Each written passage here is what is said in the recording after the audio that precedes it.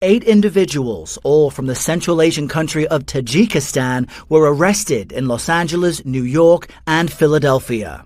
They entered the United States this year and in 2023, crossing the Mexican border. Further investigation uncovered the men had possible ties to ISIS-K.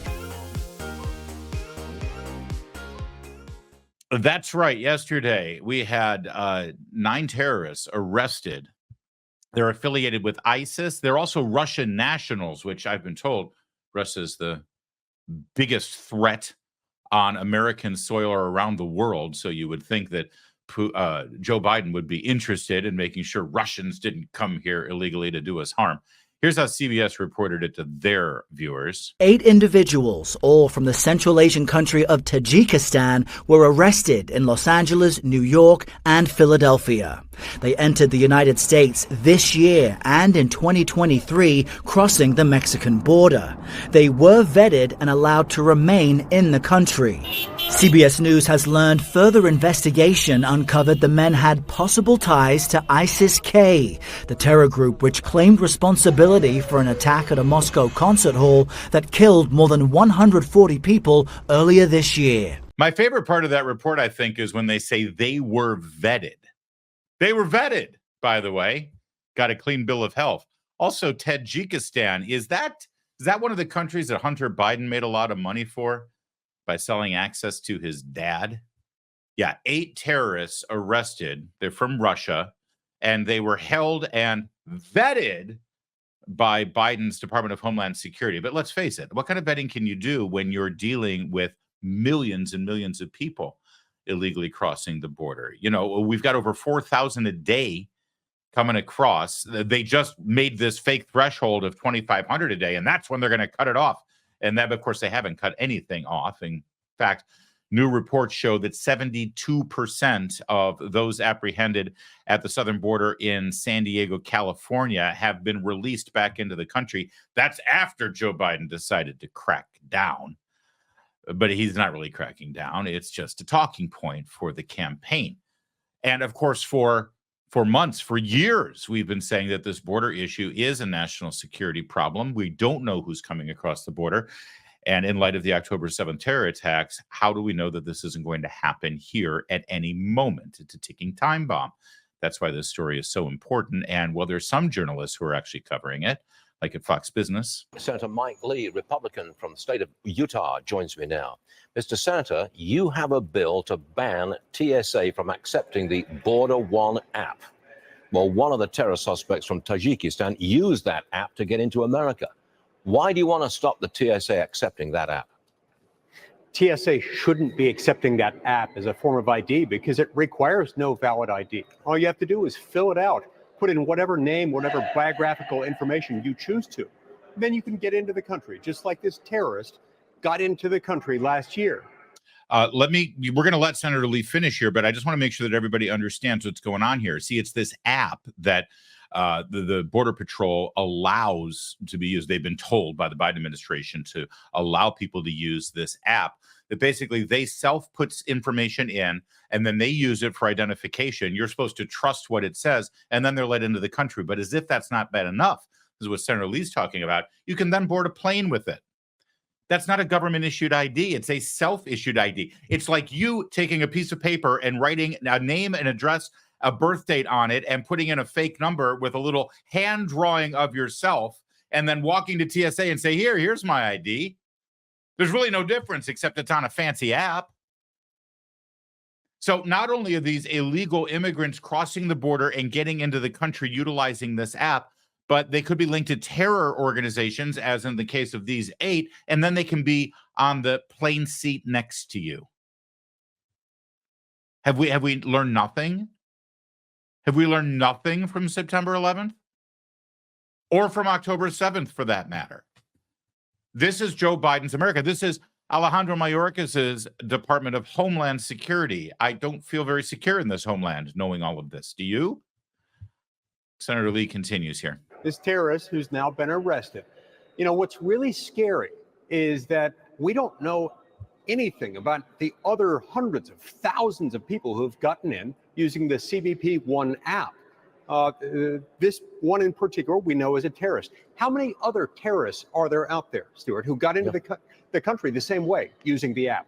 So you're aiming for security here, but what you would also do, you'd be to cut down on the number of people who'd just be flying around the country, the number of migrants flying all over the place. You want to cut that down and improve security. That's the basis of this. Yes, that's the basis of it. What the VALID Act says is that you cannot use the CBP One mobile app either to enter the United States as a form of ID accepted by the Department of Homeland Security, or alternatively, to fly from one U.S. city to another. You know, U.S. citizens, when they board a plane in Denver, bound for Salt Lake City or anywhere else, they have to present a valid form of ID. Likewise, when a U.S. citizen leaves the country, they've got to have a passport so that they can get back in. Illegal aliens don't have to produce either one. All they need is access to a phone and the CBP One mobile app, and they can enter in whatever they want. All right. That's a good place to pause, too. We will let you finish. I know you're in mid-breath there, Senator Lee. Nice screen grab there, Larry. Sorry about that. Think about this for a minute. You, I'm guessing, you are not a terrorist. You or your spouse or your child or your grandparent, for that matter, you're not terrorists, and you don't do any harm. You don't plan to cause any harm to our nation. If you're getting on a plane to go visit family or maybe go on your vacation this summer, your intentions are not to commandeer that plane and kill innocent lives with it. And yet, think about what you have to go through to get on that plane. Think about the near strip search you have to endure, the almost deep body cavity probe that goes into the screening process when you, the innocent person, and your spouse and your children and your grandparents get on that plane to go down and visit the Magic Kingdom or something. Think about all of the rigmarole you do by taking your shoes off and making your kids take their shoes off and taking your computer out of your bag and getting seen by infrared cameras that basically show your naked body while you're standing there and TSA agents are chewing their gum and talking to each other about when their next coffee break is, and then delaying your access to your gate and to your flight. Think about all of that you go through right now, and you mean no harm.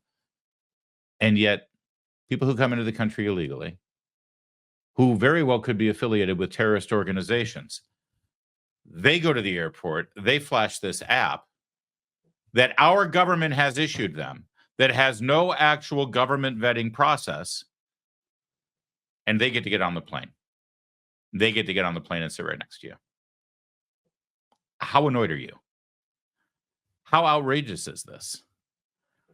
And we just arrested 8 of them for affiliations with ISIS. ISIS, remember them? I thought they were done. No, they were done back during the Republican presidency of Donald Trump. Now ISIS is back, baby. Thanks, Joe Biden. The VALID Act would end both uses that I just described and therefore make our country safer. What kind of support do you have for this in the Senate?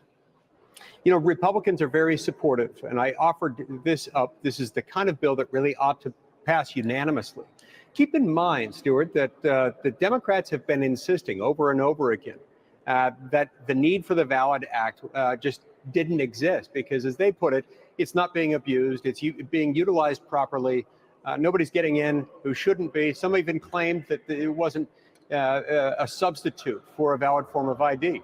All of that is untrue. And it's been proven yet again untrue by our discovery of this known terrorist who we now know got into the country using the CBP One app. Mr. Senator, thank you very much for being with us today. Lots of good stuff on the table, and we appreciate you covering for it. That's right. We appreciate it, too. But I'm going to have to do my due diligence here as a responsible journalist in the media world over here at Town Hall.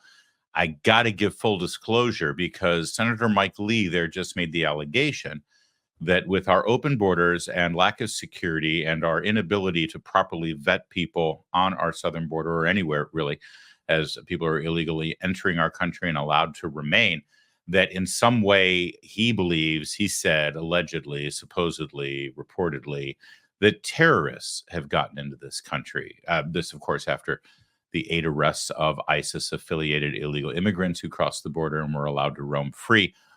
He reached the conclusion that, hey, maybe terrorists have crossed our border. And I'm sorry, as a responsible journalist, I have to echo what the New York Times said when Governor Ron DeSantis made the same allegation during a Republican debate. You see, quote, if you look at the threats that we face, terrorists have come in through our southern border, unquote.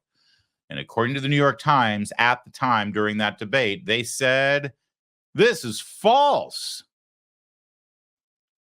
It's false to say that terrorists have come in through our southern border. It's false. I mean, maybe they'll revise this now. Since 8 people were arrested yesterday. Can I repeat that? 8 people have been arrested as terror affiliates with ISIS who had come into the country from the southern border. And by the way, the New York Times extrapolated on their fact check. Since 1975, no one has been killed or injured in a terrorist attack in the United States that involved someone who came across the border illegally, according to Alex Nauriste, Vice President of Economic and Social Policy Studies at the Cato Institute. Oh, good old Cato.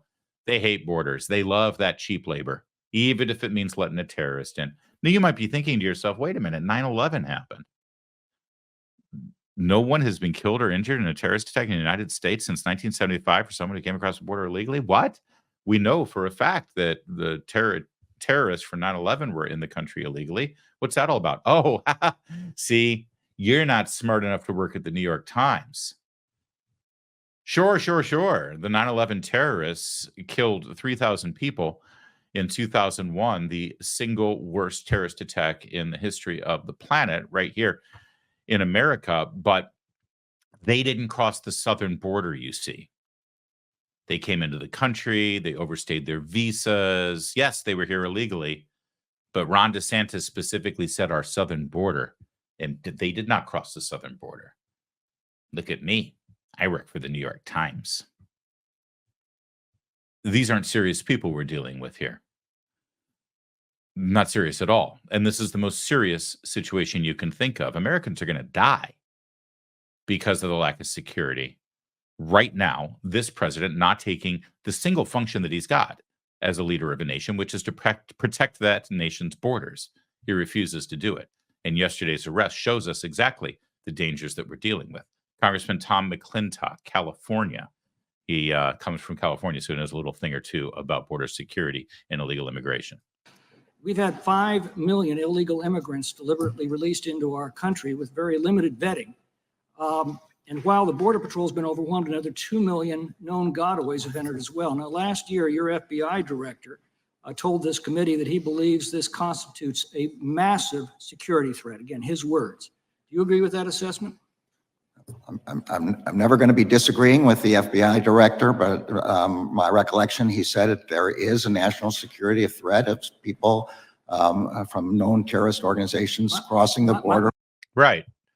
Of course it's a threat. And now we've seen the actual fruits of it. And understand something. Well, they were vetted and they weren't on anyone's list, so we just let them go. If you're a terrorist mastermind sitting over there in your evil lair in the Middle East and you want to do harm to innocent Americans and you know that we're not protecting our southern border or doing anything to vet anybody, are you going to send someone named Ahmed Abdul Kaboom, who, has a face tattoo that says, kill the Jews and Americans, that has a track record of being arrested trying to smuggle bombs onto planes, that can easily be brought up on any sort of international crime database? Is that who you're sending?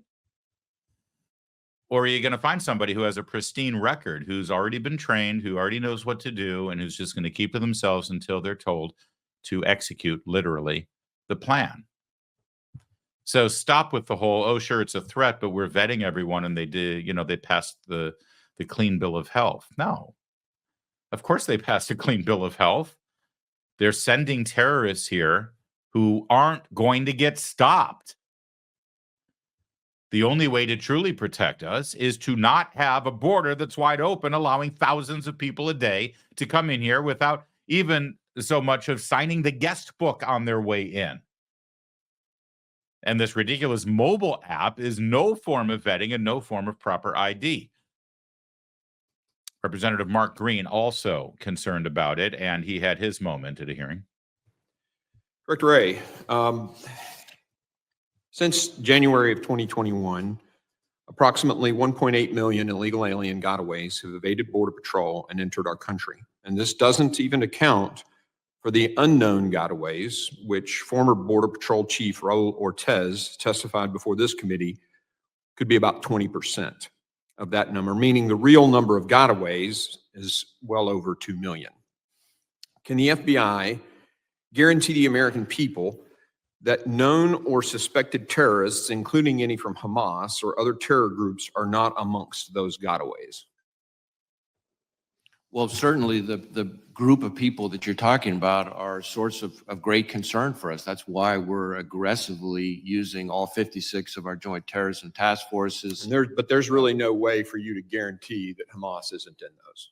Well, again, as you say, there's the unknown unknown and the known unknown. Right. But what I can tell you is that our 56 joint terrorism task forces are working their tails off to make sure that they suss out and identify potential terrorist suspects, whether they're on the watch list or not. You think that number, that increased number, increases the threat to the American citizens? I think anytime you have a group of people in the United States that we don't know nearly enough about, that is a source of concern for us from a perspective in our lane of protecting Americans here. So wording it maybe another way, if it were lower, if that number were lower and the border wasn't as open as it is, and we'd be safer. I think greater fidelity about who's coming in this country and how they're getting in is essential to making sure we protect Americans from all sorts of threats, including a potential terrorist attack. Yeah, I do too. Yeah, I'll translate. We are less safe right now because Joe Biden is president and because he has neglected border security. However, again, in the same way that I had to be a responsible New York Times approved journalist and correct the record there, in that there are no terrorists that have been arrested crossing our southern border, I also have to point out that all this talk about people from the Middle East and other foreign countries looking to do us harm, these Russian nationals who are from Tajikistan affiliated with ISIS that have now been arrested potentially with a plot of bombing innocent Americans, and all this talk about southern border, it might conjure some inappropriate or misleading images for you to think that we have a terror threat coming from people who are, how do I put it, who are not white. And so that's where the responsible journalist in me comes in. I gotta do a Don Lemon here for you, because everybody knows that the greatest threat to the American public and our peace and security in our nation comes from white Christian men. Just wanted to set the record straight there. Everything else is fine. Now, be afraid of me.